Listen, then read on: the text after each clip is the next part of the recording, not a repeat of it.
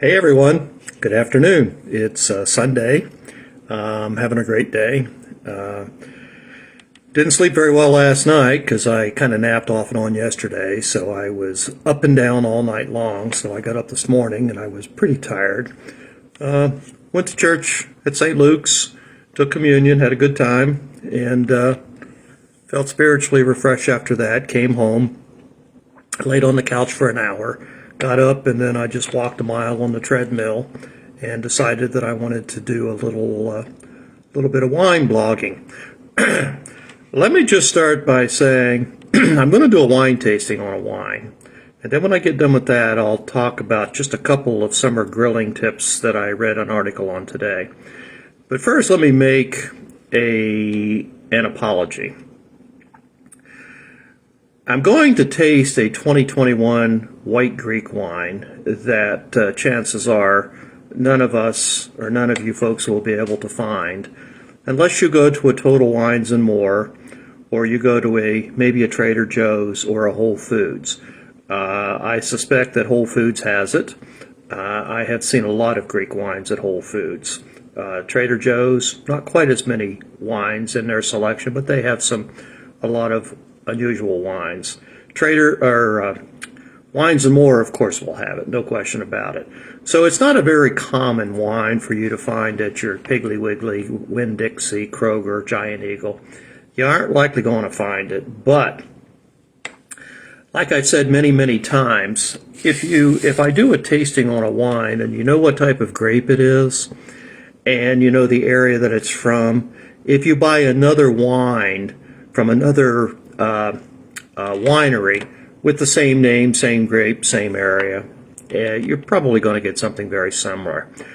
All right, what we're going to do today is, and please, if you get on late, come back and listen to this first few minutes about why I'm doing this wine. We're going to do a wine called Kaldera, and I'm going to screw up the name of the grape. It's a Kaldera Assyrtiko. Kaldera Assyrtiko. It's a 2021, and it's a dry white wine from Greece. And this wine sells for about $22 here in the United States.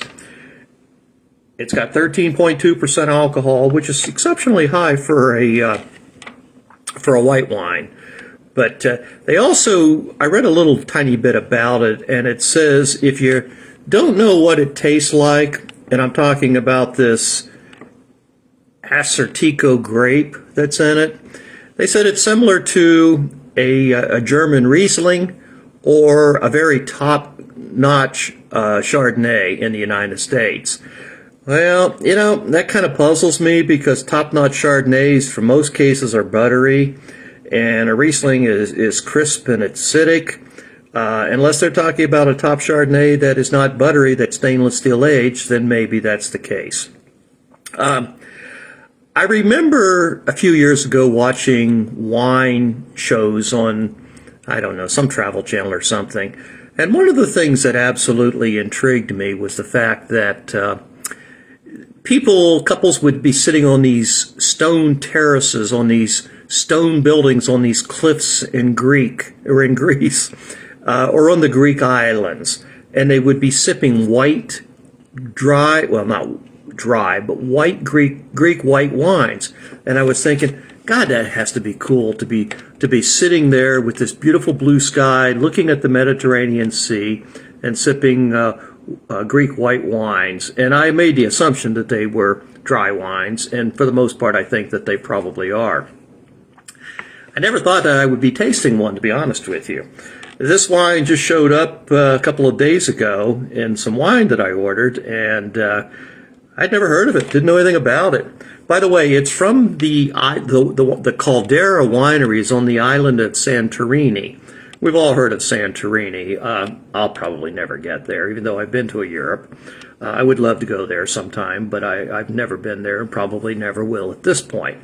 So I'm kind of excited about this when I found out that it compares to a top Riesling or a very top Chardonnay, and that it was 13.5 or 13.2% alcohol, which is high, but it's also a dry wine. And I don't know. I just don't know what to expect with this wine, so I'm pretty excited about it. And so again, before we do the tasting, let me remind you, please hang on at the end of the tasting because I have some other information that I want to pass on to you. All right, so I poured this wine, and you can see it. It's the clarity is just absolutely outstanding. I'm holding it up and I'm rolling it around. It's got 13.2% alcohol by volume, so as you would expect, the legs are phenomenal. They take a long time to run down the sides of the glass, so it's a very structured, well-structured wine.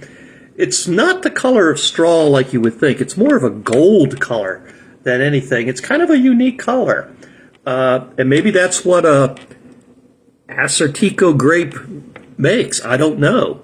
I've never heard of the grape. I should have looked it up, and I didn't, so I'll look it up when we get done here.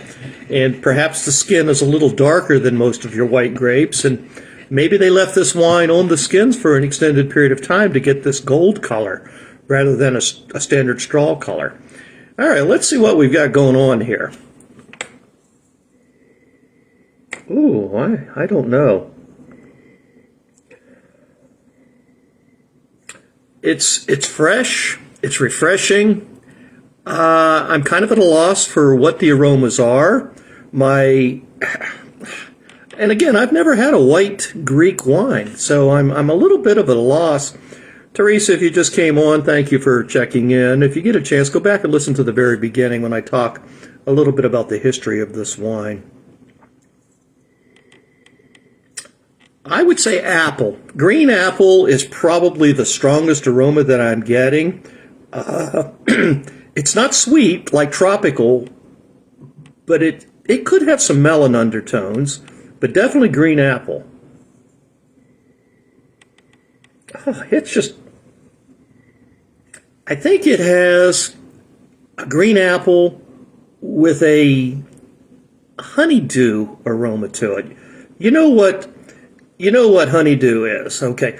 Teresa, you said you'll go back and check. I missed what you're drinking. I'm trying something that probably most of us won't have a chance to ever pick up. It's a 2021 winery called Kaldera, and the grape is a grape I have never heard of. It's called Assyrtiko, and it's a dry white Greek wine. It's got high alcohol, 13.2%. Sells for about $22, and it's from the island of Santorini in Greece. Okay, this is an intriguing wine. This is probably one of the nicest smelling white wines that I think I've had in a long time. Boy, that's a very strong, and there is definitely honeydew. You know, we've all had honeydew. Slice one of those honeydews open, and we get those melon odors that come up. And this wine, the aroma alone would be absolutely perfect to be sitting outside right now. As a matter of fact, well, I'm back. I lost the signal for about 15 or 20 seconds, but it came back. So I don't know how it's going to show up on the final product. But in any event, it's a nice warm evening. I'm sitting here alone, so I'm thinking I might take this wine and take it outside. And I don't know if I'll build a fire or not because it is pretty hot. But I might sit outside and drink this wine, so we'll see. All right, so we know we got green apples and we've got melon on the aroma. Let's see what we get on the taste. Now, this wine's been in the glass now for about 5 to 7 minutes, so we'll see what happens.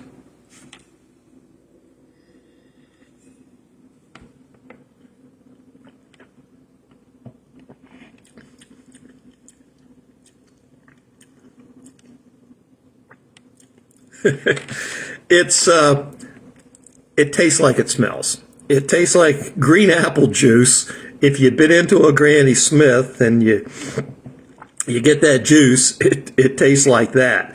On the same token, if you bite into a big old hunk or a slice of honeydew melon, and you get that juice running down your sides of your mouth. It tastes like that. So if you can picture biting into a granny apple and biting into a piece of honeydew and chewing them both up at the same time and getting that pulp in your mouth and getting that juice from that pulp, that's what this wine tastes like. The acidity is just absolutely perfectly balanced. No hints of tannin. Zero hints of tannin in this wine. This is an outstanding wine to drink, and I definitely think I'm going to have to enjoy this whole bottle tonight. So anyone in the neighborhood, stop by. You get some nice Greek wine. You may never get a chance to drink Greek white wine again.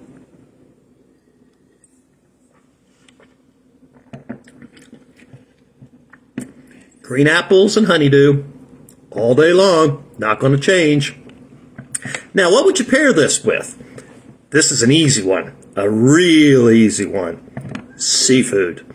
You could get by, because it's a Greek wine, it's a white wine, it's dry, and it's from Santorini, and it's one of the Greek Isles.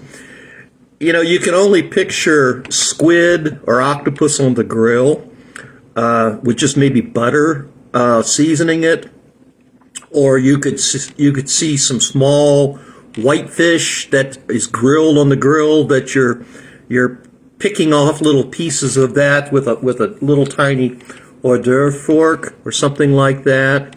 Or you could even think about maybe a flatbread, a white flatbread with maybe a feta cheese base.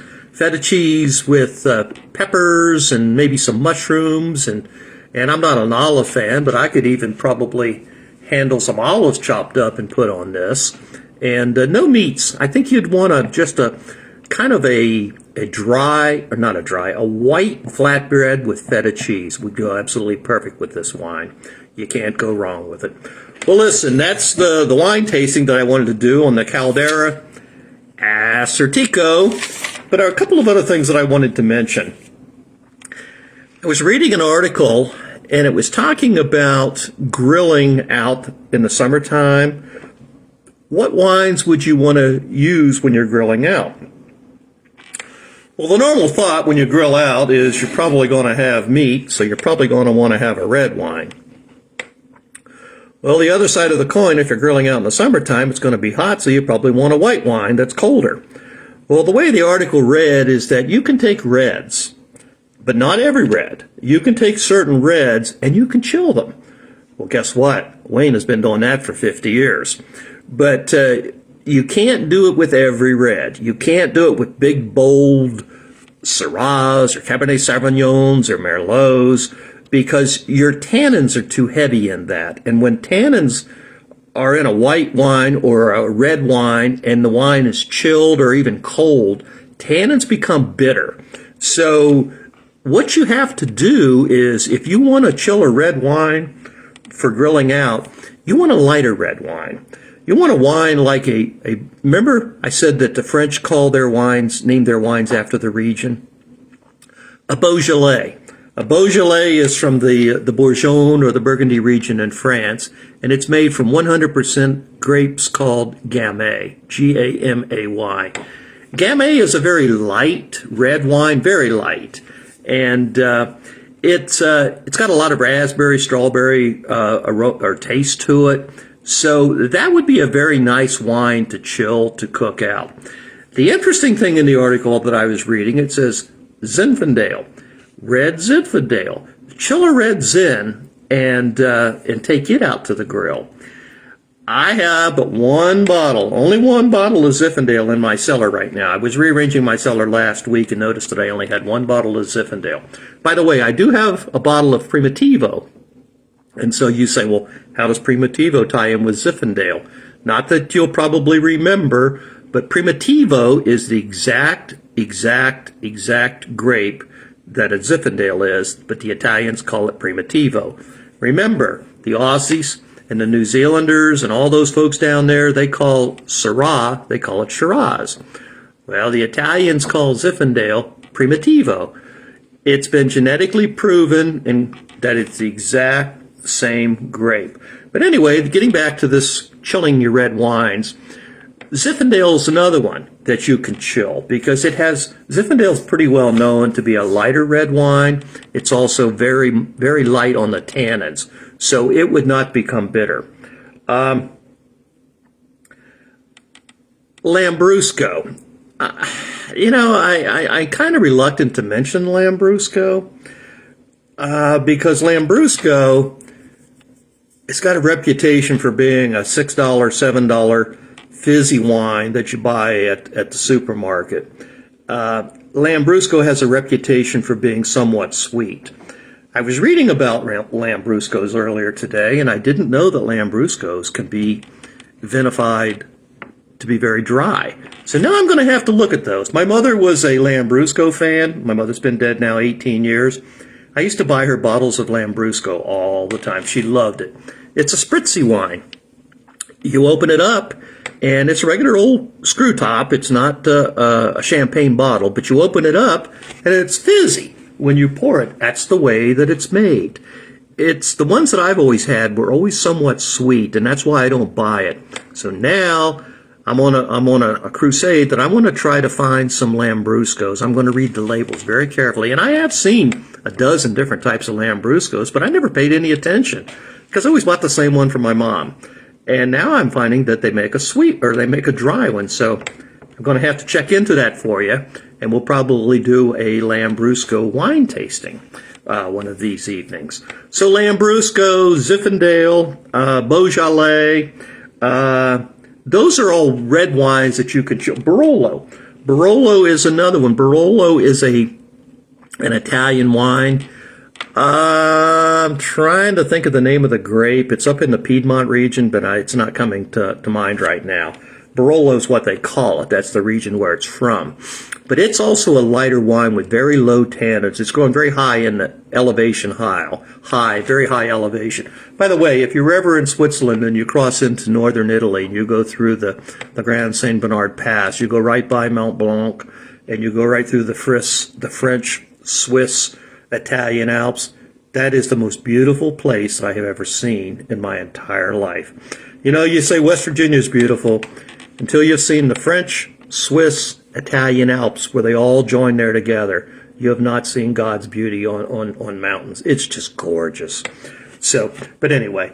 All right. And then they also said that some of the whites that are great for grilling out would be your Sauvignon Blanc and your buttery Chardonnays.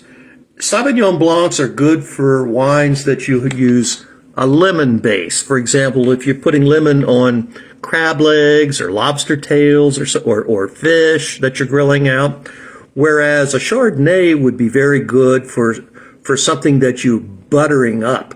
And you could do the same three things. You could use lobster tail or crab legs or fish, and you just keep, putting butter on it, brushing melted butter on it. But both of those white wines are really good for grilling out.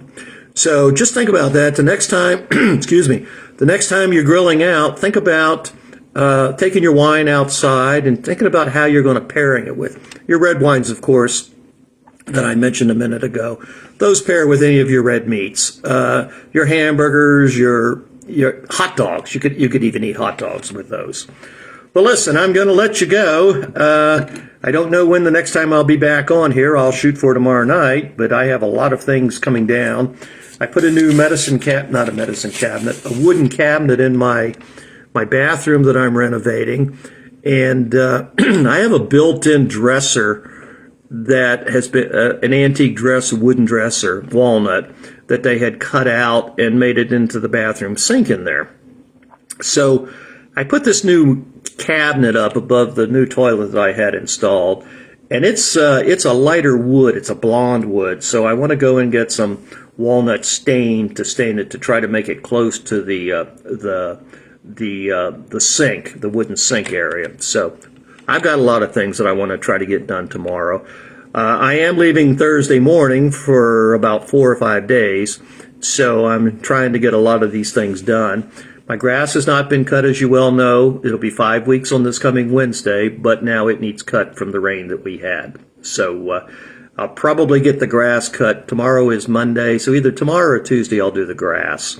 And so anyway, I I'm going to let you go at that. I didn't plan on really talking this long, but you probably won't get a chance to find a dry white Greek wine. But if you do, this is absolutely incredible. I wish I could share it with everyone just so you could taste it. Well, listen, you all take care. I will see you later. And if you get in the neighborhood, anybody out this way over the next few days, if it's not raining, stop in, drink some wine with me. I'll see you later. Bye.